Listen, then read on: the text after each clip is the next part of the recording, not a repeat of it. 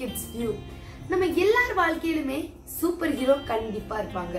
அது வேற யாருங்க, நம்மளுடைய கியூட்டான செல்லமான டாடி தான். ஸோ இன்னைக்கு வந்து என்னுடைய டாடி கூட நான் என்னெல்லாம் விளையாடி இருக்கிறேன், என்னெல்லாம் எங்களுக்குள்ள நல்ல கியூட் இன்சிடென்ட்ஸ் எல்லாமே எனக்கு உங்ககிட்ட ஷேர் பண்ண போறேன். ஜூன் 21 நம்ம ஃபாதர்ஸ் டே செலிப்ரேட் பண்றோம். ஸோ நிறைய பேர் அந்த டே வந்துட்டு நம்ம அப்பாவை பார்த்துக்கணும், ஸோ அந்த டே மட்டும் நம்ம அப்பாவை பார்த்துக்கலாம், அன்னைக்கு மட்டும் கேர் பண்ணுவாங்க, பாசமா இருப்பாங்க. ஸோ நீங்க அப்படி கொண்டாடுறீங்கன்னா அதுல ஒரு அர்த்தமே இல்லை. ஏன்னா நம்ம வந்து வாழ்க்கையில ஒவ்வொரு நாளும் ஒவ்வொரு நிமிஷமும் நம்ம அப்பாவுக்கு ரொம்ப செல்லமா அப்பாவுக்கு பிடிச்ச ஒரு வழியில நம்ம நடந்தோம்னா அதுவே நம்ம டாடிக்கு ஒரு பிக் கிஃப்டா தான் இருக்கும். ஏன்னா நம்மளுக்காக ரொம்ப உழைச்சு யாருக்காக அந்த வேலை பாக்குறாங்க, அந்த குழந்தைங்கிற ஜீவனுக்காக தானே. அதனால அவங்க ரொம்ப உழைச்சு நம்ம பிள்ளை என்னைக்காவது ஒரு இதுல சாதிச்சிருவாளா, நம்மளோட பையன் எல்லையாவது ஒரு இதுல நல்ல போஸ்ட்ல வந்துடுவானா அப்படிங்கிற ஒரு தாட்டோட எப்பவுமே இருப்பாங்க.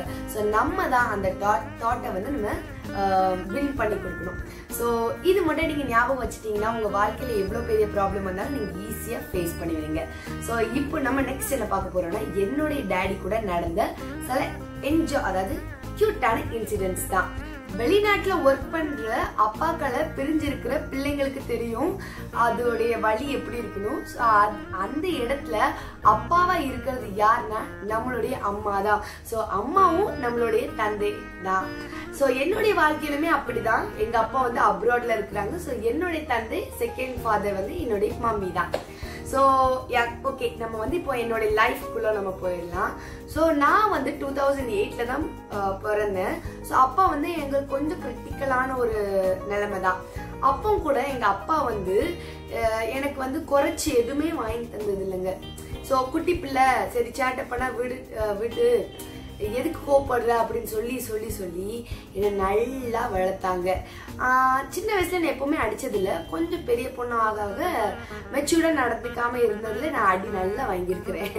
ஸோ ஒரு தடவைலாம் நான் கரும்படி நான் வாங்கியிருக்கிறேன். எப்போனா 5th ஸ்டாண்டர்ட்ல ஒரு பொங்கல் டைம் தான். ஸோ அப்போ வந்து எங்க அப்பாவுக்கு வந்து ஏதாவது ஒரு சின்ன விஷயம் தப்பா பண்ணாலும் ரொம்ப கோவம் வரும். ஸோ அதனால எனக்கு வாங்கினேன்னு நினைக்கிறேன். அது எந்த விஷயங்கிறது ஞாபகம் இல்லை. ஸோ கரும்படி ஒரு தடவை வாங்கியிருக்கிறேன், நல்ல திட்டு வாங்கியிருக்கிறேன். பிறகு அதாவது நெக்ஸ்ட் ஒரு கியூட் இன்சிடென்ட் என்னன்னா, நான் வந்து ரீசெண்டாக 5th ஸ்டாண்டர்ட்ல எனக்கு சாரி கட்டணும், சாரி கட்டிட்டு மதர் தெரேசா மாதிரி நான் பேசணுங்கிறது வந்து எங்க ஸ்கூல்ல என்னுடைய மேம் சொல்லியிருந்தாங்க. ஸோ அதனால எனக்கெல்லாம் சாரிலாம் கட்டி விட்டாங்க. எங்க அப்பா வந்து எதுக்கு இந்த பொண்ணுக்கு சாரிலாம் கட்டி விடுறா இப்பவுமே அப்படின்னு கேட்டாங்க. அதுக்கு எங்க அம்மா இல்ல அவங்க ஸ்கூலுக்கு தான் அப்படி, சரி ஓகே அப்படின்னு சொல்றாங்க. அப்போ சாரி எல்லாம் கட்டி முடிச்சு ஒரு தடவை ரிகர்சல்லாம் பார்த்து கீழே எங்க அப்பா தான் இருந்தாங்க. ஸோ அதனால எங்க அப்பா தான் எனக்கு கூட்டு போய் ஸ்கூலுக்கு ட்ராப் பண்ண போயிருந்தாங்க. அப்படி எங்க அப்பா வந்து அப்ராட் போயிட்டாங்கன்னா எங்க தாத்தா தான் என்னை கொண்டு விடுறது. ஸோ எங்க அப்பா வந்தோடனே பைக்ல தான் எப்பவுமே ட்ராப் பண்ணுவாங்க. சரி பிள்ளை சாரி கட்டி இருக்கிறா எல்லாரும் கிண்டல் அடிச்சிருவாங்கன்னு சொல்லிட்டு இதுக்குன்னு மெனக்கொண்டு காரை எடுத்துட்டு வந்து கார்ல என்னை வந்து உட்கார வச்சுட்டு பிறகுதான் எனக்கு அங்க கிளாஸ்ல கொண்டு விட்டாங்க. அதே மாதிரி இப்போ ரீசெண்டா என்னோட பர்த்டே வந்து பிப்ரவரியில வந்துச்சு. ஸோ அப்போ வந்து என்னுடைய ட்ரெஸ் ரொம்ப லாங்கா இருந்துச்சு. ஸோ அப்போ வந்து நடக்கும் பொழுது கீழே ஏதாவது தூசி ஏதாவது இருக்கும், அதனால பற்றுங்கிறதுனால எங்க வீடு செகண்ட் ஃப்ளோர்ல இருக்கு. செகண்ட் ஃப்ளோர்ல தூக்கி அப்படியே கீழே கொண்டு வந்தாங்க. அப்பவும் கார்ல அப்போ நான் வந்து டைம் ஆயிட்டுப்பா ஸ்கூலுக்கு போகணும் அப்படின்னு சொன்னதுனால எங்க அப்பா பைக்லயே ஆனா கொண்டு டிராப் பண்ணி விட்டுட்டாங்க. நெக்ஸ்ட் என்னன்னா என்னுடைய பர்த்டே செலிப்ரேஷன் எங்க அப்பா இருந்தா எப்படி தெரியுமா இருக்கும். சின்ன பிள்ளைங்களா இருக்கிறவங்களுக்கு தான் தெரியும், அவங்க பர்த்டேக்கு முன்னாடி அவங்களுக்கு தூக்கமே வராது. ஸோ அதே மாதிரி தான் எனக்கு தூக்கமே வராதுங்க. அப்படியே படுத்திருந்தேன் என் ட்ரெஸ்ல என் பர்த்டே அன்னைக்கு என்னெல்லாம் பண்ணலாம் அப்படின்னு யோசித்துக்கிட்டே இருப்பேன். சரி ஓரளவு தூங்கி காலையில முடிச்சுட்டு எங்க வீட்டு என்ட்ரன்ஸ், அதாவது இப்ப நான் உட்கார்ந்து இருந்தேன்னா அங்க இடம் வருவேன், அங்கதான் டிவி எல்லாமே இருக்குமா. ஸோ அந்த இடத்துக்கு வந்தோடனே வீடெல்லாம் இப்படி இப்படி சுத்தி பார்ப்பேன். ஒரே பலூனு எல்லாம் ஒரே பேப்பரா தொங்க வச்சுட்டு லைட்டா ஹாப்பி பர்த்டேன்னு எழுதிருக்கோம். அப்பா நீங்களா பண்ணீங்க? ஆமாமா அப்படின்னு சொல்லுவாங்க. எவ்வளவு நேரம், ஒரு 3 மணி வரைக்கும், நைட்டு 3 மணி 3:30 வரைக்கும் எனக்கு இது டெக்கரேட் பண்ணுவாங்க. சரி அப்போ எங்க ஆச்சிலாம் வந்து கொஞ்சம் பார்த்துட்டு பிறகு அவங்க கீழே போயிருவாங்க. ஆனா பாவம் எங்க அப்பா பார்த்தோடனே இப்படிலாம் பண்ணீங்க, இப்ப நீங்க தூங்கலையாப்பா அப்படின்னு கேட்பேன். இல்லம்மா உனக்காக தான் அப்படின்னு. அப்பெல்லாம் எனக்கு ஒரு மாதிரி லைட்டா எமோஷனா இருக்கும். பிறகு எங்க அப்பா ஹாப்பி பர்த்டே விஷ் எல்லாம் கொடுப்பாங்க. பிறகு இப்பெல்லாம் ரீசெண்டா எங்க அப்பா கூட நான் நல்ல போட்டோ எடுத்து சும்மா ஜாலியா இருக்குங்க. எங்க ஃபேமிலி பாத்தீங்கன்னா ரொம்ப ஜாலியா இருக்கும். அது மட்டும் இல்ல, எங்க அப்பா வந்தாங்கன்னா வீடு வந்து ரொம்ப நீட்டா இருக்கணும்னு தான் நினைப்பாங்க. எங்க அப்பா அப்ராட்ல இருந்து வந்த உடனே எங்க வீடெல்லாம் ஃபர்ஸ்ட் வந்து ட்ரெஸ் எல்லாம் சேஞ்ச் பண்ணிட்டு வீடை பார்ப்பாங்க எப்படி இருக்குன்னு. லைட்டா ஸ்மெல் இருந்தா போதுங்க, என்ன கிளீன் பண்ணிருக்கா அப்படின்னு சொல்லிட்டு எல்லாத்தையும் அங்கேயும் வச்சு வீடு எங்க அப்பா விளக்கு மாதிரியே தூக்கிடுவாங்கன்னு வச்சுக்கோங்களேன். எல்லா வேலையும் பார்த்துருவாங்க. எங்க அப்பா இருக்கும்போது ஒரு குட்டி தூசி கூட கண்டுபிடிக்க முடியாது, அவ்வளவு கிளீனா பெர்ஃபெக்டா இருக்கும். ஆனா நானும் எங்க மம்மியும் இருக்கும் பொழுது அதோட ரொம்ப கம்மியா தான் இருப்போம். ஆனா எங்க அப்பா இருக்கும்போது ரொம்ப கிளீனா இருக்குங்க. அது மட்டும் இல்ல, நான் பிறந்து 8 இயர்ஸ்க்கு பிறகுதான் எனக்கு தம்பியே பிறந்தான். அந்த 8 இயர்ஸ்க்கு பிஃபோர், அதாவது என் தம்பி பிறக்கிறதுக்கு முன்னாடி எனக்கு குளிப்பாடுறதும் சரி, எனக்கு கிரீம் போடுறதுல இருந்து பவுடர் போடுறதுல இருந்து ட்ரெஸ் போடுற வரைக்கும், அதாவது குட்டி பிள்ளையா ஒரு ஃபர்ஸ்ட் செகண்ட் தேர்ட் ஸ்டாண்டர்ட் நினைக்கிறேன். ஸோ அந்த டேஸ் ஃபுல்லா எனக்கு எங்க அப்பா அங்க வெளிநாட்டுல இருந்து வந்தாங்கன்னா அவங்க மட்டும்தான் பண்ணி விடுவாங்க. எங்க அம்மா விடவே மாட்டாங்க, எங்க அப்பா மட்டும்தான் பண்ணி விடுவாங்க. இப்பவுமே என் தம்பினா எங்க அப்பா வந்து எங்களுக்கு வந்து ஒரு நிக் நேம், அதாவது ஒரு செல்ல பேருன்னு சொல்லலாம். என்னன்னா என் தம்பியை பார்த்து பப்பே பப்பே பப்பேன்னு கூப்பிடுவாங்க. அவனும் திடீர்னு பப்பேன்னு சொல்லுவான், இல்லைன்னா பன்னிக்குட்டின்னு சொல்லுவான். அது அவங்க 2 பேருக்குள்ள கான்வர்சேஷன், நம்மளாம் போகக்கூடாதுன்னு விட்டுட்டு நான் எங்க மம்மியும் சும்மா இருந்துருவோம். என்ன பார்த்து எல்லாரும் எப்படி கூப்பிடுவாங்கன்னா பாப்பா பாப்பான்னு தான் கூப்பிடுவாங்க. எங்க அப்பாவும் சரி, எங்க அம்மாவும் சரி, என் தம்பியும் சரி. என் தம்பி கூட 2 பேரையும் பார்த்து பாப்பான்னு தான் சொல்றது. இப்ப மட்டும் கொஞ்சம் அக்கா அக்கான்னு வாயிலிருந்து வருது. ஆனா எங்க குடும்பத்துல இருக்கிற எல்லாருமே ஆச்சி தாத்தா சித்தி மாமா எல்லாருமே என்னை பார்த்து பாப்பான்னு தான் சொல்லுவாங்க. நெக்ஸ்ட் என்னன்னா, ஊர்ல இருந்து வந்தாச்சுங்க. வந்த பிறகு என்ன பண்ணுவாங்கன்னா, கிளீன் எல்லாம் பண்ணியாச்சு. பிறகு என்ன பாப்பாங்க, என் மூஞ்சி எப்படி இருக்கு, பிளாக்கா இருக்கா, அப்போனா ஃபேஸ் பேக் ரெடி பண்ணிடுவாங்க. ஃபேஸ் பேக் போட்டுவிட்டு பிறகு நெயில்ஸ் எல்லாம் பார்ப்பாங்க, கையில கால்ல எல்லாம் நெயில்ஸ் பார்ப்பாங்க. அப்ப நான் வந்து கட் பண்ணிக்கிறேன்ப்பா, நான் நெயில் கட்டர் வச்சு கட் பண்ணிக்கிறேன்ப்பான்னு சொன்னா கேட்கவே மாட்டாங்க. எங்க அப்பாவா கட் பண்ணி விடுவாங்க. இப்பவும் ரீசெண்டா அப்படிதாங்க. எங்க அப்பா வந்து 4 o'clock தான் வந்தாங்க. ஒரு ஈவினிங் போலதான் நாங்க கூப்பிட்டு போயிருந்தோம். எப்பவுமே இப்படி பண்ண மாட்டோம், ஒரு மிட் நைட் டைம்ல தான் நாங்க கூப்பிடுவோம். இந்த டைம் வந்து கொஞ்சம் ஈவினிங் டைம்ல நாங்க போயிட்டோம். ஸோ அதனால 11 எப்போன்னு கரெக்டா தெரியல, ஒரு மிட் நைட் டைம்ல தான் வந்தாங்க. வந்துட்டு ஒரு 4 o'clock ஆயிட்டுங்க. வேற அடுத்த நாள் எக்ஸாம், இங்கிலீஷ் எக்ஸாம். என்னடா பண்ணலான்னு இருக்கேன், எப்ப நான் படிச்சுட்டே இருக்கேன்ப்பா. இல்லம்மா, இல்லைன்னா உனக்கு ஒத்த தலைவலி வரும், அதனால நீ 2 மணி நேரமாச்சு அட்லீஸ்ட் தூங்குன்னு சொல்லிட்டு 1 மணி நேரம் கழிச்சு நான் தான் அப்படி படிச்சுட்டு இருக்கிறேன். எங்க அப்பா என்னை வெளியில கூப்பிட்டு வந்து உன் கையை காமின்னு சொல்லி எனக்கே நெயில் கட் பண்ணி விடுறாங்க. இப்ப ஏன்ப்பா இதெல்லாம் பண்றீங்க, அதுக்கு என்ன மணி, என்னோட பொண்ணு தானே, அதுக்கு என்ன அப்படின்னு சொல்லுவாங்க. வேற என்ன, வேற எங்க அப்பாவை பத்தி சொன்னா ரொம்ப கியூட் பேபினே சொல்லலாம். பிறகு கற்றாழை, இந்த தலை வந்து முடி வளர்றதுக்கு கற்றாழை ரொம்ப யூஸ்ஃபுல்னு சொல்லுவாங்கல்ல. ஸோ அது வந்து ஒரு ஆயுர்வேதிக் மெடிசின். ஸோ அப்போ வந்து எங்க அப்பா தான் எனக்கு கத்தாழை தேய்ச்சி விடுறது. எங்க அப்பா அவங்களுக்குமே பண்ணிடுவாங்க, எனக்கும் எங்க அம்மா எல்லாருக்குமே எங்க அப்பா தான் பண்ணி விடுறது. நெக்ஸ்ட் இன்னொரு விஷயம் என்னன்னா, எங்க அப்பா வந்து ஃபேமிலி பத்தி தான் தெரியும், வேற யாருக்குமே, அதாவது வெளியில ஆட்கள் கூட அவ்வளவா அட்டாச்சே ஆக மாட்டாங்க.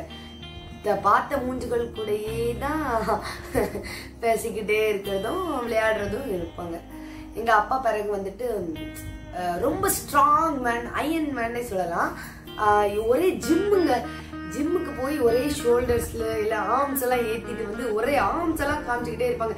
ஏப்பா உங்களுக்கு மட்டும்தான் ஆர்ம்ஸ் இருக்கும் அப்படின்னு கேட்பான். ஆமா, எனக்கு அதுதானே கெத்து அப்படின்னு சொல்லுவாங்க.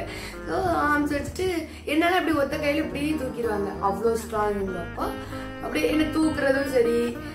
இப்போ இன்னி வரைக்கும் அது வந்து நான் எவ்வளவு வெயிட்டுங்கிறத பார்க்கவே மாட்டாங்க. இப்படி தூக்குறதுல எங்க அப்பா தான் பண்ணுவாங்க. வேற என்ன சொல்லலாம் எங்க அப்பா பத்தி விஷயம் என்னன்னா, எங்க அப்பா ஊர்ல இருந்து வர்றதும் சரி, இங்க இருந்து ஊருக்கு போறதும் சரி, நான் வந்து ஒரு விஷயத்த மறக்கவே மாட்டேன். என்னன்னா லெட்டர்ஸ். அப்பப்பா நான் என்னதான் எழுதுறேன்னு எனக்கே புரியாதுங்க, எழுதிக்கிட்டே இருந்து எங்க அப்பா ஒரு கிரீட்டிங் கார்டு மாதிரி உள்ள எழுதிட்டு ஒரு பேப்பர் பேக் பண்ணிட்டு உள்ள வச்சுட்டு எங்க அப்பா கொடுத்துருவேன்.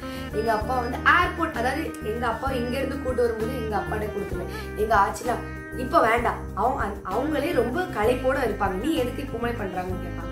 இல்ல எங்க அப்பா ஒன்னும் சொல்ல மாட்டேன், போங்காச்சி அப்படின்னு சொல்லிட்டு எங்க அப்பா கொடுப்பேன். எங்க அப்பா வந்து ஏச்சே எப்படி எழுதிருக்கா அப்படின்னு கேட்பாங்க. இப்போ கூட ரீசெண்டா இந்த தடவை வரும்போது நான் எழுதி கொடுத்துருந்தேன். அதில் வந்து அப்பா என்ன அடிங்க, 2 பேரும் அடிக்காதீங்கப்பா அப்படின்னு எழுதிருந்தேன். ரொம்ப கியூட். அதை வந்து எங்க அப்பா இப்போ கூட நிறைய பேர் இப்படி பண்ணுவாங்களான்னு தெரியல. என்னை பொறுத்த வரைக்கும் லெட்டர்ஸ் வந்துட்டு எழுதணும். நம்ம ஃபர்ஸ்ட் செகண்ட் ஸ்டாண்டர்ட்லயே நான் எழுத ஆரம்பிச்சுட்டேன். எங்க அம்மாக்கும் சரி எங்க அப்பாவுக்கும் சரி 2 பேருக்குமே நான் எழுத ஆரம்பிச்சிட்டேன். அப்போ வந்து எங்க அப்பாவுக்கு நான் எழுதுறது வந்து எங்க அம்மா கிட்ட இருக்குதான்னு எனக்கு என்னமே தெரியாது. அதுல வந்து இப்போ நான் அது எல்லாமே பார்த்தேன்னா அதுல எனக்கு ஒண்ணுமே புரியாது. ஆனா எங்க அப்பா எல்லாத்தையுமே குட்டி பிள்ளை தானே எழுதிருக்கா அதெல்லாம் விடு அப்படிலாம் நினைக்காம எல்லாத்தையும் சேவ் பண்ணி இன்னி வரைக்கும் கொஞ்சம் லெட்டர்ஸ் வந்துட்டு அவங்க பேக்கெட்ல இருக்குது, சாரி பர்ஸ்ல இருக்குது. சில லெட்டர்ஸ் வந்து அவங்க கொண்டு போற சூட்கேஸ்ல இருக்கு. ஸோ இன்னைக்கு வந்து இந்த தடவை ஒரு சூட்கேஸ் இங்க விட்டுட்டு போயிட்டாங்க. ஏன்னா என்கிட்ட இருக்கிற பிக் இந்த பஸ்ன்னு இருக்கிற ட்ரெஸ் எல்லாம் அதுக்குள்ள வைக்கிறதுக்கு. ஸோ அதுல வந்து நாங்க அப்போ பார்த்தோம். அதுல வந்து ஒரே லெட்டர்ஸ். நீங்க லெட்டர்ஸ் எல்லாம் சேவ் பண்ணி வச்சிருக்கீங்களா இந்த லெட்டர்ஸ்? ஆமாமா அப்படின்னு சொல்றாங்க. சோ ரொம்ப அதாவது குழந்தைத்தனமா தான் எங்க அப்பா இருப்பாங்க. சோ இப்போ வந்து என்னுடைய அப்பாவை நான் காமிக்கிறேன். இதுதான் என்னுடைய அப்பா. சோ இவங்க தான் அப்ராட்ல இருக்கிறாங்க. ஏர்லி மார்னிங் 6 o'clock அப்போ வந்துட்டு நாங்க கன்னியாகுமரியில அந்த சன் வரும்ல அதை பார்த்தோம். ஸோ பார்த்துட்டு அப்படியே சும்மா போன நல்லா இருக்காதேன்னு சொல்லிட்டு நாங்கள் அது பக்கத்துலேயே ஒரு பீச் இருந்துச்சு. ஸோ அங்கே போய் குளிச்சோம். அப்போ எடுத்த ஃபோட்டோ தான் இது. இதுக்கு முன்னாடி இவ்வளோ பெரிய கதை இருந்திருக்கு, என்னுள்ள கதை இருக்குது. பட் உங்களுக்கு ரொம்ப வளவலன்னு சொன்னா நல்லா இருக்காது சொல்லி முடிச்சிருக்கேன். இன்னொரு ரொம்ப கியூட்டான ஒரு இன்சிடென்ட் என்னன்னா, எங்க அப்பாவுக்கு வந்து இங்க இருக்கிற பியர் அதாவது தாடி இருக்குதுங்களா, அப்பாட நான் சொல்லுவேன் அப்பா நீங்க தாடி வைங்கப்பா தான் அழகா சொல்லுவேன் எப்பவுமே. பிறகு எங்க அப்பா கிட்ட பிடிச்ச விஷயம் ரொம்ப என்னன்னா, ரொம்ப லோ பிராண்ட்ல எதுவுமே எனக்கு வாங்கி தர மாட்டாங்க. அதான் ஒரு பிளஸ் பாயிண்ட், வாங்கவே மாட்டாங்க. இதான் சுருக்கமா சொல்லணும்னா எனக்கு அதுக்கு மட்டும் இல்ல இன்னொரு விஷயம் நினைப்பாங்க, ஷைனி என்ன கலர்ல பாக்ஸ் கேட்டா நம்ம கிட்ட, பிங்க் கலர்ல ஒரு பாக்ஸ் வந்து எனக்கு பிடிச்ச மாதிரியே வாங்கிட்டு வந்துருவாங்க. ஃபர்ஸ்ட் டைம் ஃபர்ஸ்ட் ரேங்க் அப்படிங்கறது வந்து எனக்கு விவரம் தெரிஞ்சதுல 4th ஸ்டாண்டர்ட்ல தான் ஒரு தடவை வாங்கினேன். அப்ப வந்து எங்க அப்பா கரண்டா இருந்தாங்க. அப்போ வந்து ஃபர்ஸ்ட் ரேங்க் எடுத்துட்டேன் அப்படின்னு சொல்லிட்டு நான் வந்து வீட்டுல ஏதோ ஒரு ஸ்மால் பிரச்சனை பை மீ ஒரு கொஞ்சம் திட்டேனோ எங்க அப்பா லைட்டா கோபப்படுத்திட்டேன்னு நினைக்கிறேன். ஸோ அப்பா இதை திட்டாங்க. ஸோ அதனால நான் என்ன பண்ணேன்னா எங்க ஆச்சி கூடயே நான் படுத்துட்டேன். அன்னைக்கு ஈவினிங் ட்ரெஸ் சேஞ்ச் பண்ணாம அப்படியே படுத்துட்டேன். படுத்த பிறகு நான் எந்திரிக்கிறேன். ஒரு 1 hour இருக்கும்னு நான் வைங்களேன். ஒரு மணி நேரத்துக்கு முன்னாடி இப்படி திரும்புறேன். அங்க வந்து பின்னாடி ஒரு பாக்ஸ் இருக்கு, பிங்க் கலர் பாக்ஸ். இது யாருக்கு ஆச்சு அப்படின்னு கேட்டீங்கன்னா உனக்கு தான். யார் வாங்கிட்டு வந்தது? அப்பா. எதுக்கு? ஃபர்ஸ்ட் ரேங்க் வாங்கினதுக்கு அப்படின்னு சொல்லிட்டு. ஸோ அதே மாதிரிதான் எல்லா விஷயமும் நம்ம அப்பாவை புரிஞ்சுக்கவே மாட்டோம். எவ்வளவுதான் நம்ம அப்பா நம்ம எவ்வளவுதான் திட்டினாலும் இன்னைக்கு நான் யோசிக்கிறேன், இவ்வளவு நாள் எங்க அப்பா எனக்கு திட்டல வந்து நான் தான் இந்த அப்பா அப்படி பண்றாங்களோ அப்படின்னு நான் நினைப்பேன். ஆனா இப்போ நான் நினைச்சேன்னா அது வந்து வேற லெவல்ல இருக்குது. எங்க அப்பாவுக்கு இன்னொரு இன்ட்ரெஸ்ட் இருக்கு. என்னன்னா சாங்ஸ் கேட்கறது. அவங்க வேலை பார்க்கும் போதும் சரி, ட்ரெஸ் மாத்தும் போதும் சரி, அவங்களுக்கு வந்து கார்ல வந்து பாட்டு கேட்டுக்கிட்டே இருக்கணும். அது என்ன பாட்டு ரொம்ப விருப்பப்பட்டு கேட்பாங்கன்னா இளையராஜா சாங்ஸ். அப்பா இளையராஜா சாங்ஸ் தான் ஓடுறது. நாங்க எங்களுக்கு பிடிச்ச சாங்ஸ்னா சும்மா இந்த சாங் முடிட்டுன்னு சொல்லி அப்படியே எல்லா இளையராஜா சாங்ஸும் கேட்டுருவாங்க. அது வந்து ஒரு மாதிரி ஒரே விஷயத்த நம்ம பார்த்து நம்மளுக்கு போர் அடிக்கும்ல, அதே மாதிரி அதெல்லாம் கிடையவே கிடையாதுங்க. அது எத்தனை தடவை நாள் கேட்பாங்க. இன்னொரு விஷயம், எப்பா இந்த அயன் பண்ணுவாங்கல்ல, எங்க அம்மானா என்ன பண்ணுவாங்கன்னா, இப்ப அர்ஜென்ட்டா எங்கேயோ ஒரு இடம் இல்லைன்னா கொஞ்சம் ஸ்லோவாவே கிளம்பினாலுமே லைட்டா கொஞ்சம் ஒரு சின்ன அயன் பண்ணிட்டு, கொஞ்சம் கசங்கு தான் இருக்கும், அதனால லைட்டா ஒரு அயன் பண்ணிட்டு எங்களை போட சொல்லிடுவாங்க. எங்க அப்பா என்ன தெரியுமா பண்ணுவாங்க, ஒரு சின்ன சுருக்கு கூட கண்டுபிடிக்காத அளவுக்கு அயனிங் கடையில கொடுத்த மாதிரி இப்படி தேய்ப்பாங்க. சோ அப்ப யாப்ப இவ்வளவு நேரம் ஆக்குறீங்க, உனக்கு வேணா போடி அப்படின்னு சொல்லிடுவாங்க. கேர்ள்ஸ் உமனை வந்து ரொம்ப ரெஸ்பெக்ட்ஃபுல்லா நினைப்பாங்க. எல்லாத்தையும் தொடர்ந்து பேச மாட்டாங்க. ரொம்ப காமா பார்க்கும்போது ரொம்ப காமா இருப்பாங்க. வீட்டுக்குள்ள செம்ம ஜாலி டைப். வேற ஒண்ணுமே சொல்ல முடியாதுங்க. எங்க அப்பா பார்த்து சொன்னா சொல்லிக்கிட்டே இருக்க வேண்டியதான். நம்மளுடைய சந்தோஷத்துக்காக, நம்மளுடைய சிரிப்புக்காக நம்ம அப்பா தினந்தோறும் உழைச்சு நம்மளுக்காகவே ரொம்ப எவ்வளவு கசப்பான விஷயங்கள் இருந்தாலும் நம்ம கிட்ட அது ஒண்ணுமே காமிக்காம ரொம்ப ஜாலியா நம்ம கிட்ட அந்த ஒரு அதாவது நீங்க பாத்தீங்கன்னாலே தெரியும் அவங்க முகத்துல அந்த ஒரு ரியாக்ஷன் கூட இருக்காது. சோ அந்த மாதிரி ஒரு அப்பா நம்மளுக்கு ஒரு வேல்யூபிளான ஒரு கிஃப்ட் தான். சோ இதுக்காகவே நம்ம காட்க்கு தேங்க்ஸ் சொல்லணும். அண்ட் இந்த ஃபாதர்ஸ் டே மட்டும் இல்லைங்க, எல்லா நாளுமே நம்ம அப்பாவை ஒரு கேர் எடுத்து பாசமா தான் இருக்கணும். அண்ட் நம்மளுக்கு வந்து கார்ட்டூன் எல்லாம் பார்த்து சூப்பர் ஹீரோ நான் இவனை மாதிரி ஆகணும், நான் அவனை மாதிரி ஆகணும்னு சொல்லுவோம். ஆனா நான் என்ன சொல்றேன்னா, நம்ம எல்லாரும் நம்மளோட அப்பாவை மாதிரி இருந்தாதான் நம்ம வந்து ஒரு பெஸ்ட் சாம்பியன்னே சொல்லலாம். ஸோ மோரோவர் உங்களுக்கு எல்லாத்துக்கும் இந்த வீடியோ கட்டாயம் பிடிச்சிருக்கும் நான் நம்புறேன். என்னோட அழகான சுவாரஸ்யமான ஒரு வீடியோவில் சந்திக்கும் வரை it's me your Shiny Singh. நன்றி, வணக்கம். Keep smiling and don't forget to like, share, subscribe to Kids view.